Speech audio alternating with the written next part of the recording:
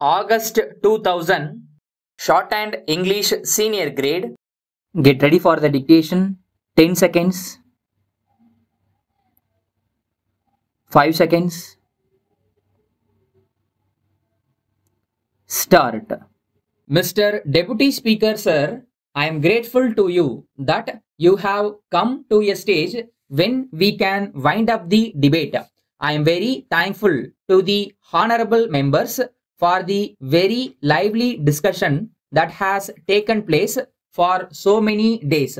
If I am right, I think this is the first time that the foreign affairs debate has aroused so much attention. It is sad that over the years this practice had been given up, and many times the vital areas of government's activities like foreign affairs and defense were not taken for discussion and voted upon. I feel not only in this house but in the whole of the country there is a community of people, the writers, the academicians, and even the laymen who take vital interest in India's foreign policy. This is a very big compliment to India's tradition. I can only assure you that it will be my endeavor, so long as I hold this charge, to try to enliven the debate.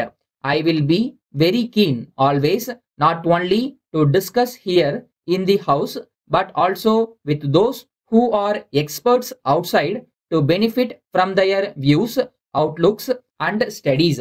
In India, we have a heritage of foreign policy that represents the best of our culture. It also represents the views and the effort of the master builders who built independent India. That is how our foreign policy was shaped. We did make many mistakes, yet those who were shaping the policies had both the candor and the courage to stand up in the house and to accept the mistake they made. I think if you ever discover that this government, as any other government, makes mistakes, it should also be viewed in the context of the tradition itself. After all, policies are made by human beings.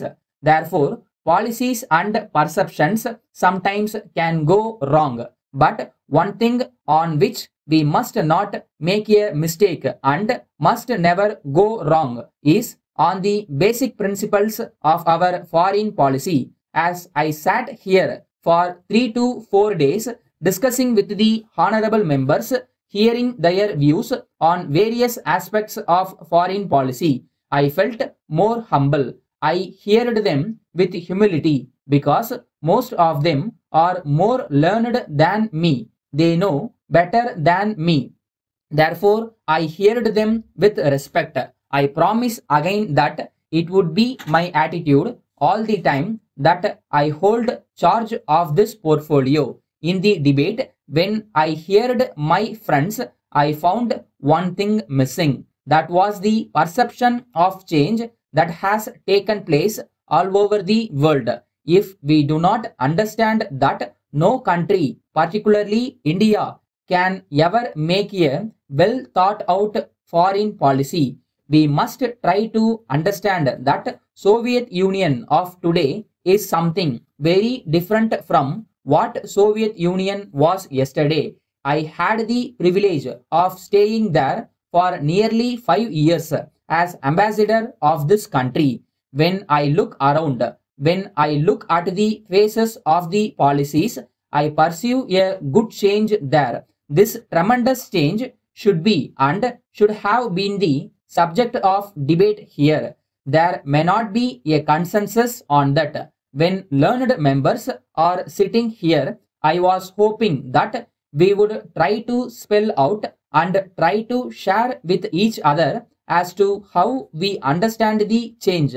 That would be more helpful. So, it will be our endeavor, as I said just now, to pursue a policy that is both sensible and sensitive and also serves the national interests.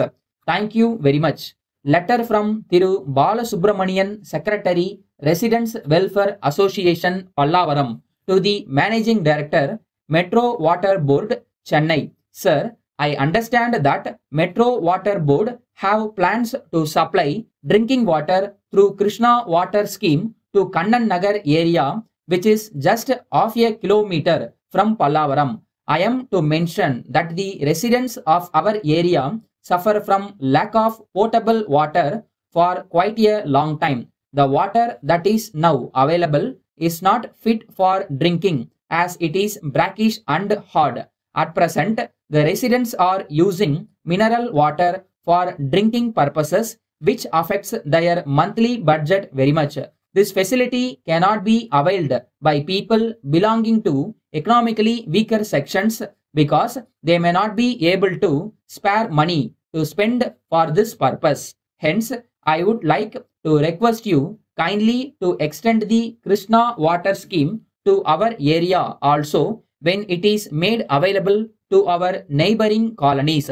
There are about 20,000 residents in this segment who lack drinking water facility. I wish to point out that this request has been taken up by our municipal chairman with the government last year itself. The then secretary to the government was also favorable to this proposal, but yet it is getting delayed for reasons not known to us. I am confident that you will do the needful in the matter. I request suitable early action by the government in this regard. Thanking you, yours faithfully.